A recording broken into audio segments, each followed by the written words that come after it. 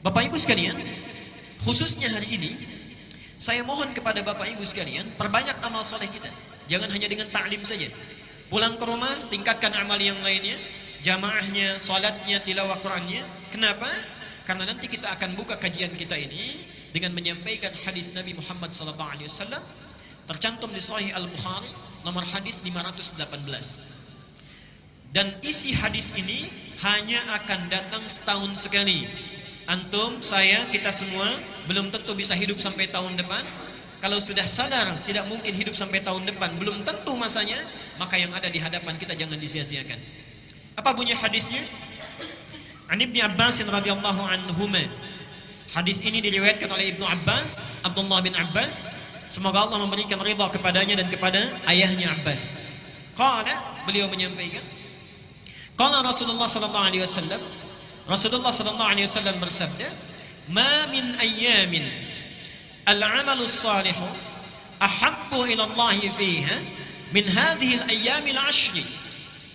Kata Rasulullah sallallahu alaihi wasallam, saya terjemahkan dulu bagian dari hadisnya. Tidak akan ditemukan hari-hari dari sepanjang hari yang dilalui oleh manusia setiap tahunnya yang kalau kita beramal soleh di hari-hari itu, subhanallah, amal soleh kita akan sangat dicintai, diistimewakan, dilipat gandakan pahalanya oleh Allah dibandingkan hari-hari biasa.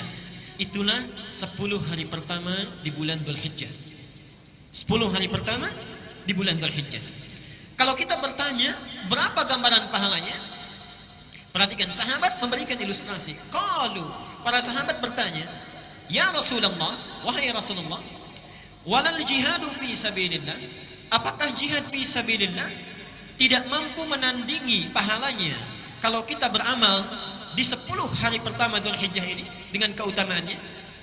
Qala Rasulullah sallallahu alaihi wasallam, dijawab oleh Nabi sallallahu alaihi wasallam, "Walal jihadu fi sabilillah." Bahkan jihad fi sabilillah pun tidak bisa menandingi keutamaan amal soleh di waktu ini, illa rajulun, kecuali bila ada seseorang kharaja bi nafsihi wa malihi, yang dia berjuang dengan jiwa dan hartanya, thumma lam yarji' bidzalika min syai', kemudian dia tidak kembali lagi setelah dia berjihad, itu artinya wafat.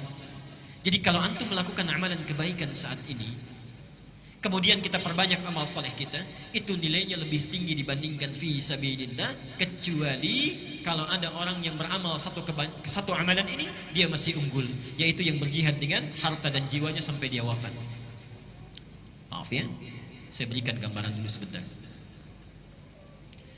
Ini penting, saya khawatir terlewat ya. Kalau antum masih belum termotivasi sekiranya untuk beramal, memperbanyak amalan, ayo saya berikan gambaran sederhana saja. Sekarang masing-masing tanyakan pada diri kita, berapa usia kita? Oke? Dijawab masing-masing saja. Saya tahu rata-rata 17 tahun ke atas. Oke? Misal, ambil rata-rata 40 tahun. Penelitian menunjukkan, dan sering saya sampaikan ini, setengah usia manusia itu dipakai tidur. Dipakai tidur. Jadi kalau orang usia 40 tahun, yang tidur berapa tahun? Sisanya beraktivitas. Baik. Makannya, minumnya, salatnya, ngobrolnya, bekerjanya, termasuk maksiatnya ada di sini. Maaf, kalau antum wafat hari ini, misal detik ini pas misalnya wafat kita, baik, kira-kira rumah kita yang kita bekerja keras puluhan tahun untuk dibangun itu dibawa tidak? Tidak. Baik. Mobil dibawa? Handphone? Baik. Kalau tidak, diinfakkan aja di sini ya, supaya bisa ditukar nanti. Baik. Amal soleh ya. Yang dibawa apa? Amal soleh. Ibadah kan? Baik. Ibadah. Saya mau tanya, dari 20 tahun beraktivitas, yang jadi ibadah berapa tahun? Ambil setengahnya bisa, 10 tahun. Artinya, awas, hati-hati. Masih sempat kita bisa tertawa. Hati-hati. Jangan-jangan kita wafat, bekal kita belum cukup. Orang yang usia 40 tahun saja, amalan yang mungkin dibawa menghadap kepada Allah itu cuma 10 tahun. Diterima tidak? Belum tentu. Baik. Syarat diterima amalan itu ikhlas. Wa ma umiru illa liya'budullaha mukhlishina lahuddin. Dari 10 tahun yang ikhlas berapa tahun? Misal setengah, 5 tahun, misal 5 tahun. Jadi orang yang hidup dengan usia 40 tahun, itu potensi amal produktif yang dibawa saat dihisab menghadap Allah itu cuma 5 tahun. Dosanya berapa tahun? Subhanallah.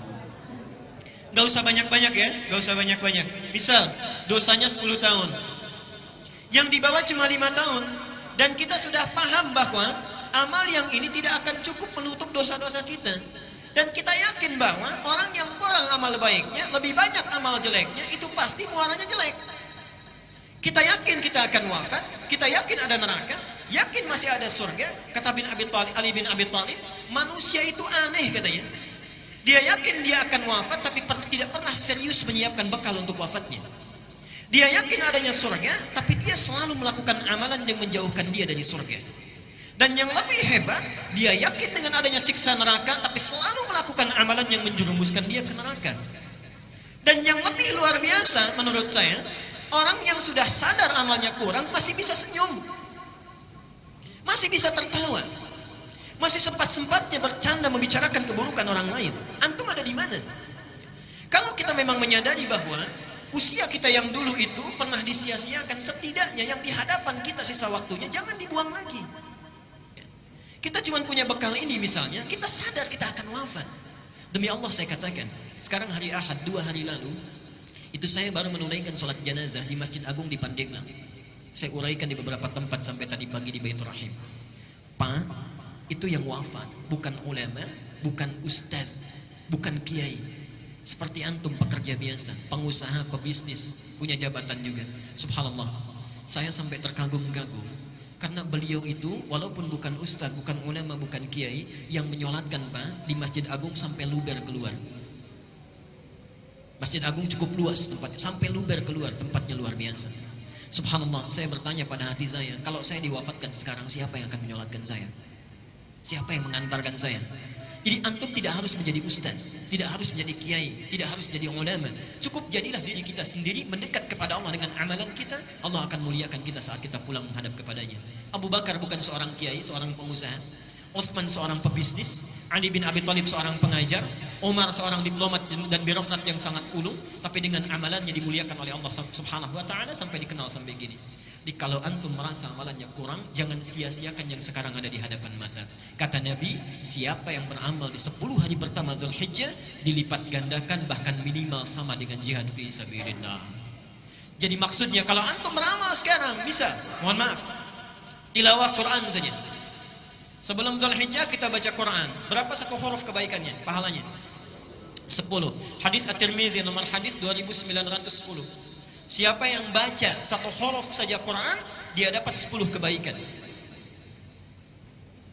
Tapi kalau kita baca Quran di 10 hari pertama Dzulhijjah ini, subhanallah, berlaku kaidah dalam hadis, kalau disebutkan jumlahnya secara real, itu berarti batas minimalnya. Tapi kalau tidak disebutkan jumlahnya, artinya sangat banyak tak terbatas. Saking banyaknya sulit untuk dituliskan berapa batas minimalnya.